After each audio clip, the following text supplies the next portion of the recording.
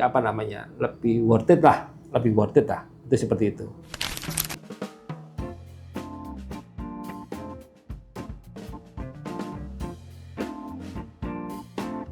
Selamat datang kembali di channel YouTube Suhu Baterai. Hari ini ya kita membahas balancer ya. Jadi kita bagi dua, balancer aktif sama balancer pasif ya.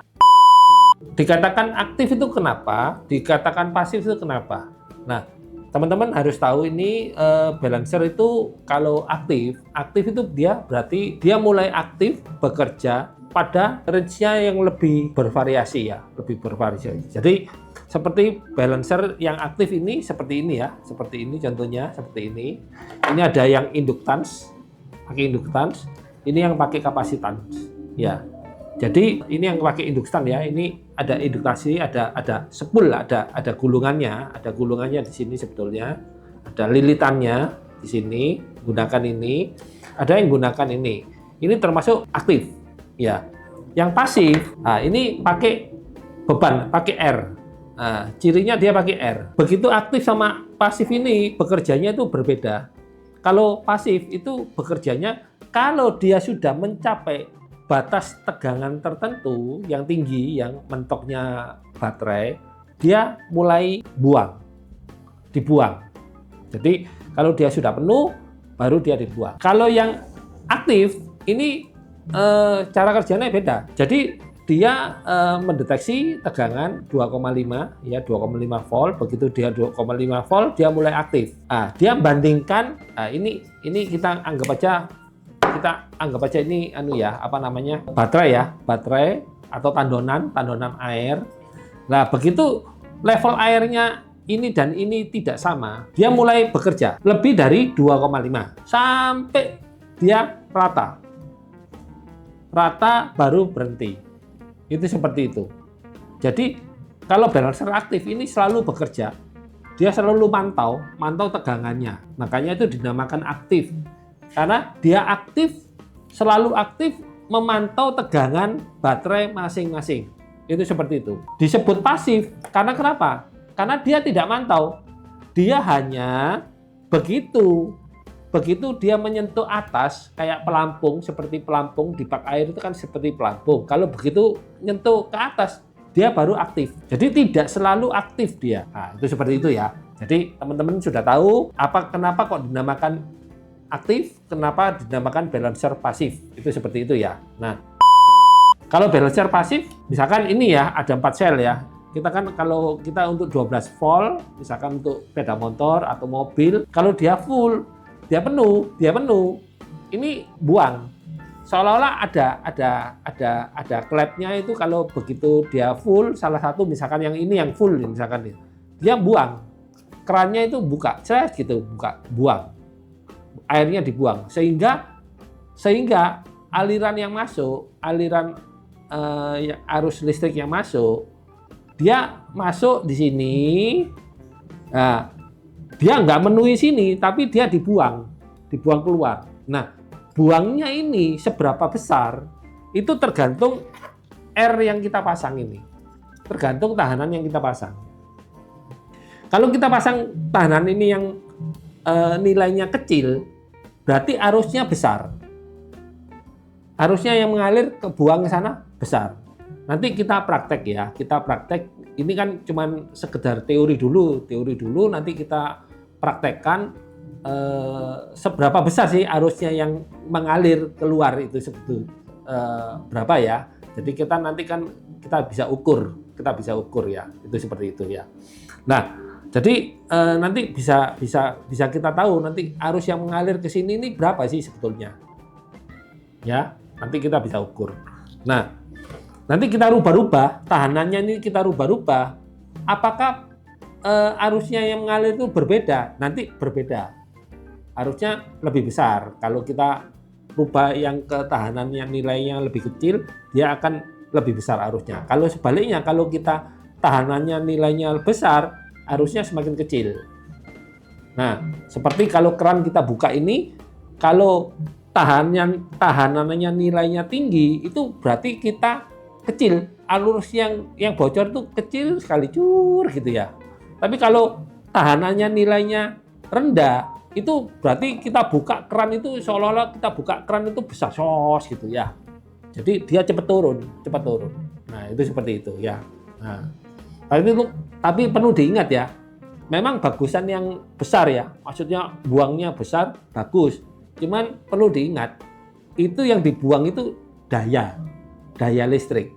Jadi semakin besar kalau kita buang ini, berarti daya listrik yang kita buang itu semakin besar. Itu seperti itu. Nah, dan nanti teman-teman nanti bisa setting sendiri yang sesuai dengan keinginan. Itu seperti itu. Saya ngajarkan cuman dasarnya perhitungan dan cara kerjanya ya. Saya ngajarkan itu. Nah, kita lanjut ke ini, balancer aktif.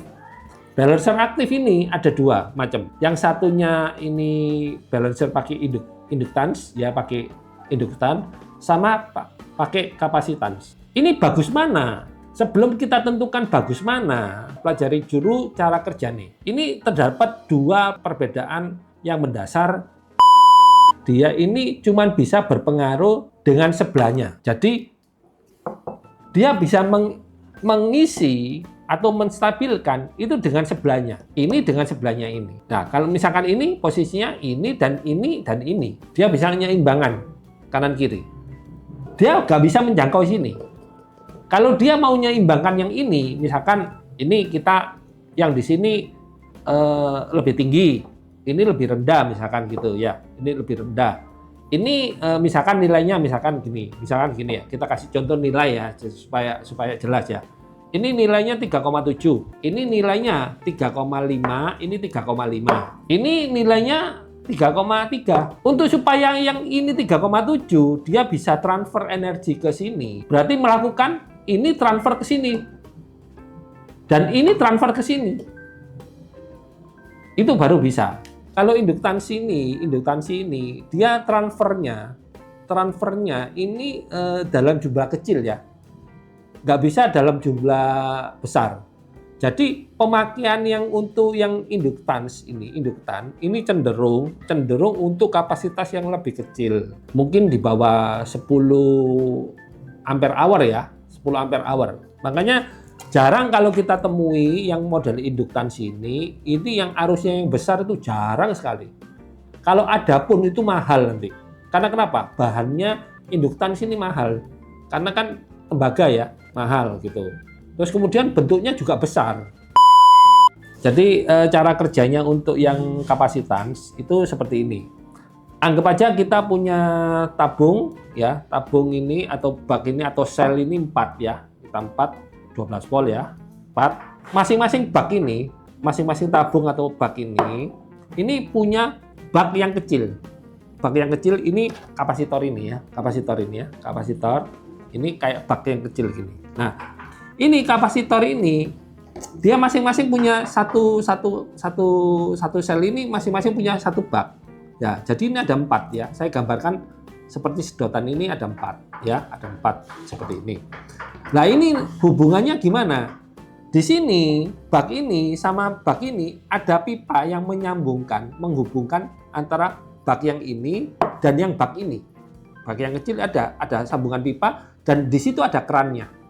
Dan juga pipa yang satu yang kecil ini dan pipa yang ini ya, pipa yang ini dan pipa yang ini ada sambungannya.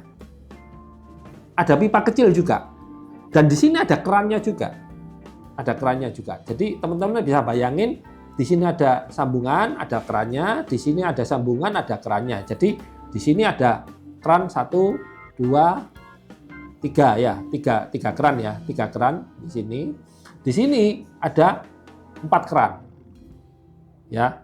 Ini keran baterai, saya ngomong keran baterai, ini saya ngomong keran untuk balancer, untuk kapasitor. Nah, itu seperti itu ya. Sudah jelas ya, ini seperti itu. Nah, sekarang kita anggap aja level airnya gini. Kita anggap aja level airnya segini ya. Dan ini segini. Ini misalkan segini.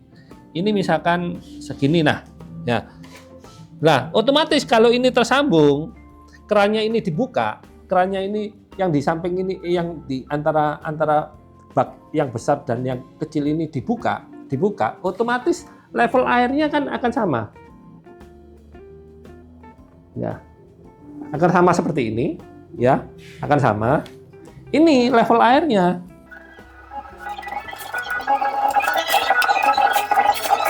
Ini teman-teman bisa lihat ya.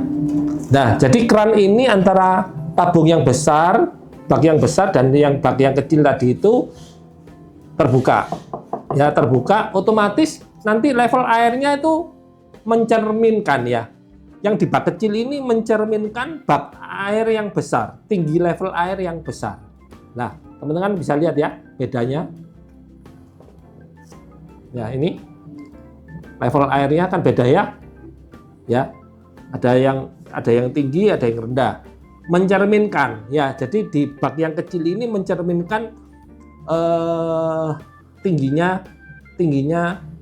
tegangan di masing-masing bak ini, di masing-masing sel.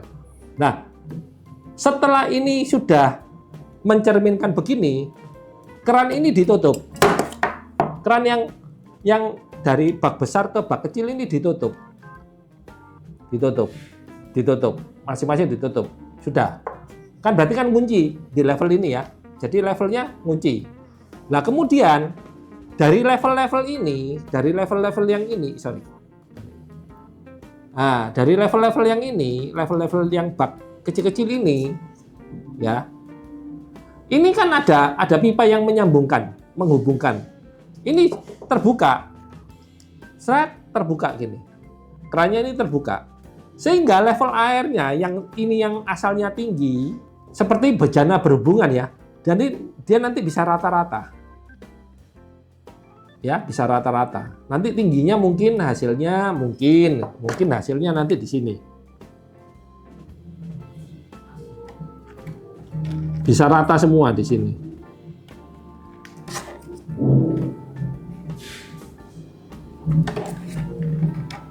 Nah, bisa rata-rata segini ya, kurang lebih sama.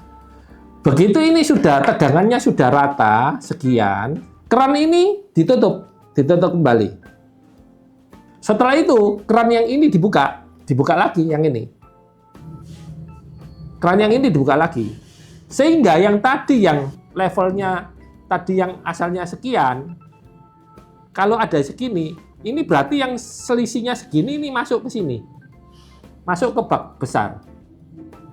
Kalau ini kan kurang lebih perbedaannya nggak kelihatan. Kalau ini kan perbedaannya cukup besar, sehingga yang berapa cc ini masuk ke bak yang ini. Nah, kalau yang ini lebih ketara lagi. Ini beda selisihnya segini besar. Nah, sekian cc ini masuk ke sini. Sehingga ini terisi lebih cepat daripada yang ini.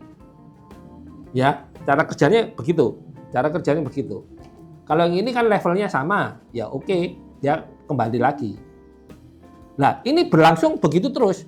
Setelah buka ini tutup, terus ini ditutup, ini dibuka. Dia gitu terus, menyamakan terus, sampai levelnya semua ini sama. Jadi kalau teman-teman sudah tahu cara kerjanya seperti itu, baru teman-teman bisa nentukan yang mana yang lebih bagus sesuai dengan keinginan. Ya, jadi saya nggak ngomong ini lebih bagus dari ini, belum tentu. Karena selera, orang itu selera. Mana yang lebih bagus? Ya ini terserah teman-teman mau milih yang mana. Tapi yang cara kerjanya seperti itu, yang kapasitor seperti ini. Kalau yang induktor itu gimana ya saya bayangkan ya. Intinya pokoknya dia cuma bisa ke sebelah. Nah, jadi kalau ada kelebihan di sini ini diambil, dituangkan ke sebelahnya yang kosong. Itu seperti itu. Ditransfer ke sebelahnya yang kosong. Itu seperti itu.